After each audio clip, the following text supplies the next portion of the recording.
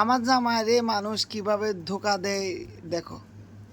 এক বাটা রসুন কিনতে বিক্রি করতে আসছে, বলছে 1 কোষের রসুন। হ্যাঁ, সে বলে আমার জামাইকে ধরাই দিছে 1 কোষের রসুন। দেখেন এগুলো 1 কোষের, এগুলো হচ্ছে কাঁচা রসুন।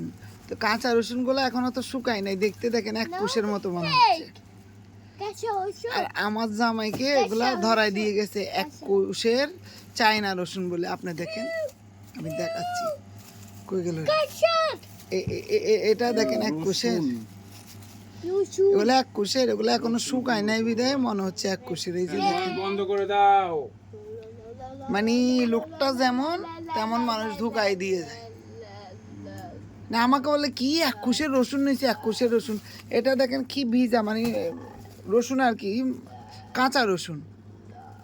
100 টাকা করে বিক্রি করলো। এ রসুনের কেজি তো 120 টাকা, শুকনা 2 কেজি, আর কাঁচা 1 কেজি।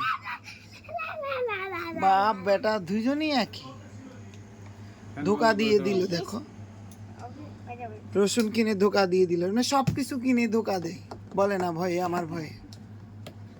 শুধু তোমার ধোকা দেয় নাই, তোমার বিয়ে করছো, বিয়ে করাতে জিতলা না, সব কিছুতে জীবনে ঠকলা না। কয় আল্লাহু আকবার। না বলো, সব কিছু তো তোমার ধোকা ধোকা ধোকা। এত কথা কয়। এত কথা কই,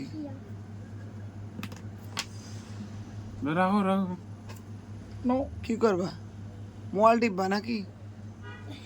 চলো বাসায় চলো, এ বাবা চলো, চলো চলো পাপা। বন্ধ করে দাও ফ্যান।